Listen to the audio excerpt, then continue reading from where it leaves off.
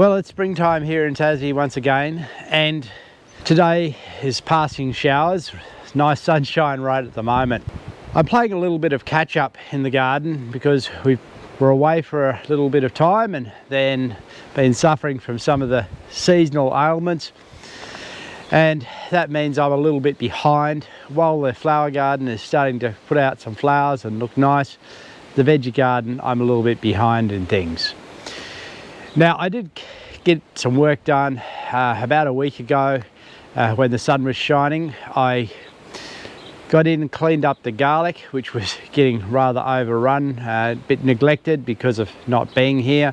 And also, before I went away, I planted some cabbages and some broad beans. Now, I got in and cleaned those up with the wheel hoe.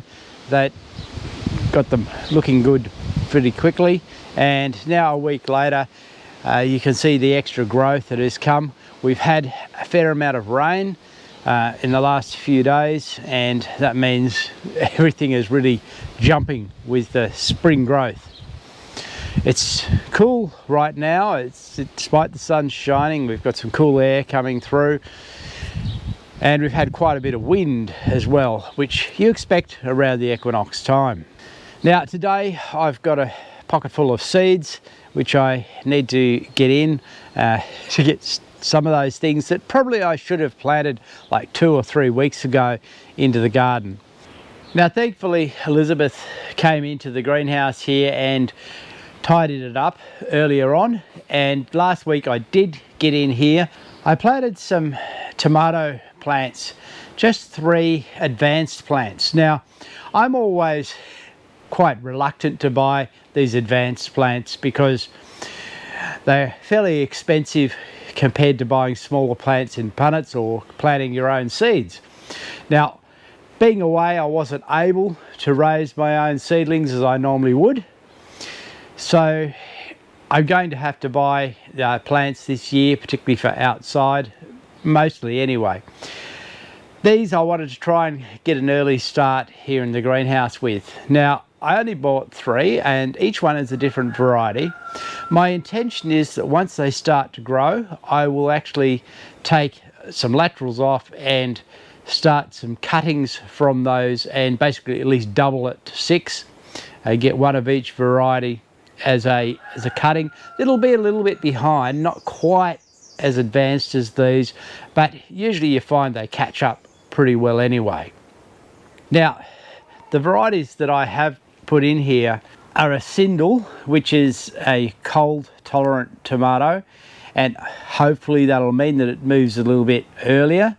Also an improved Apollo. Now, I'm never a big fan of Apollo tomatoes, but they will come fairly early, so hopefully that means that I can get, as I say, something happening a bit earlier rather than waiting for the outside tomatoes to come. The third tomato is a Tommy Toe. Now, they're only a small tomato, but I really like the flavour they have. So while that won't be perhaps as early as the others, it'll be still really nice to have in here. I also planted some cucumber seed. Again, I'm planting the muncher cucumbers, which I'm really fond of. And I find seed at this time of the year is just fine.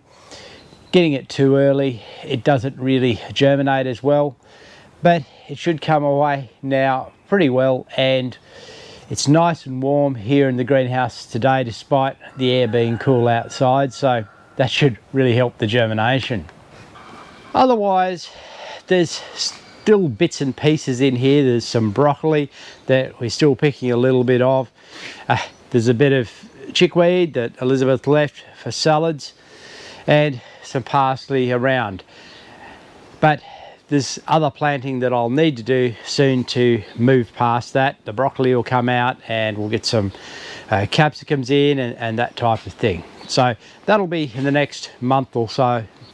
Also, last week I did plant some spinach, English spinach, and that's established now after another week, and it's looking okay. It hasn't grown much, of course, but at least it's settled in with the rain, and it'll start to move away now.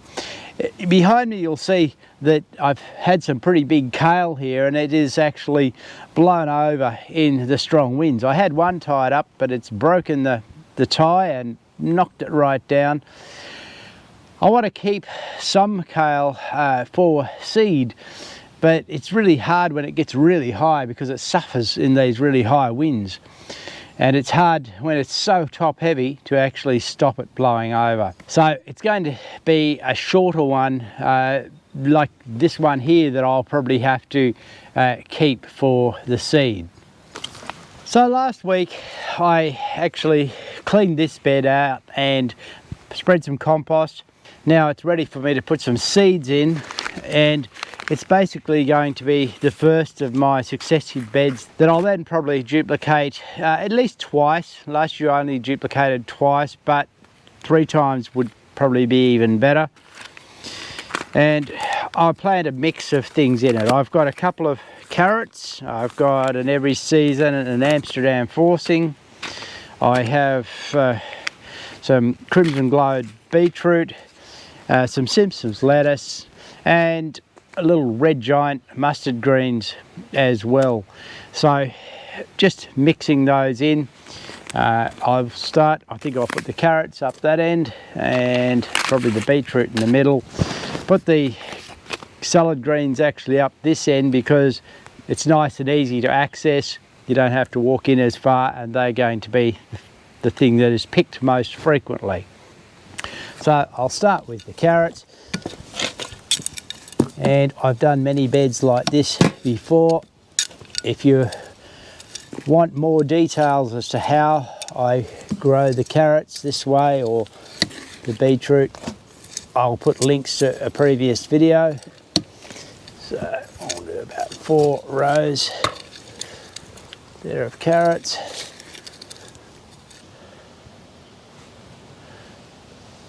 So just planting in pinches. Some beetroot.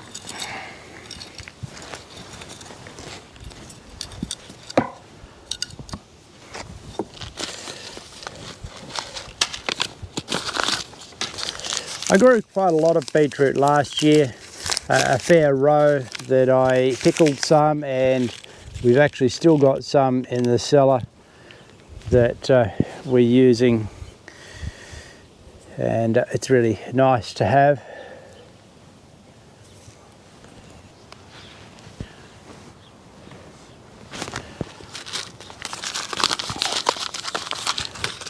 So the beetroot I will back cover, which I don't do with the carrots. Carrots I just water in because of the fine seed. The water will sufficiently cover with this compost. Probably want about 4 spots of Simpson's and a couple of the mustard.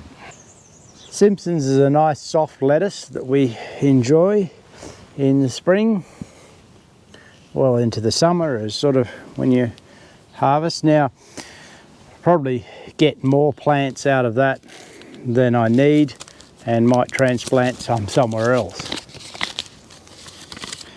Again, like the carrot, you don't need to cover that, just water it and that'll do the job. Now this mustard,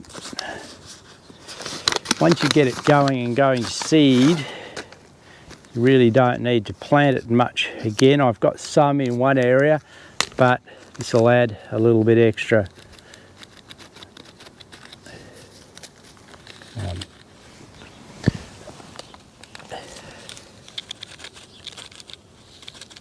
So very small seeds. We'll see how that goes.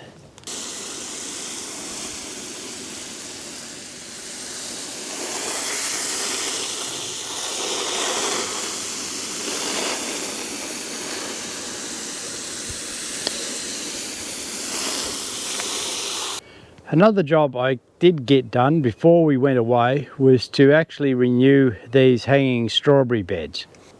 If you recall, I had some in the garden bed next to it, which had obviously come from seed, and that's these ones here. They are doing really well and actually moving along ahead of the other plants that I purchased.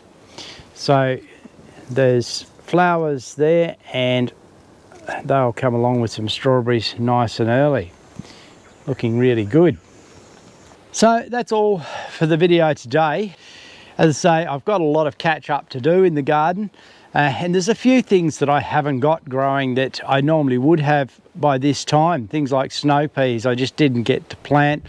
I might get some growing later because they will grow over summer here. It's not that hot that they won't grow, so I'll see how I go with that. But lots more to do in the garden over the next few weeks. It's the important time of the year. In the meantime, it's just a matter of enjoying the spring growth and some of this changeable spring weather.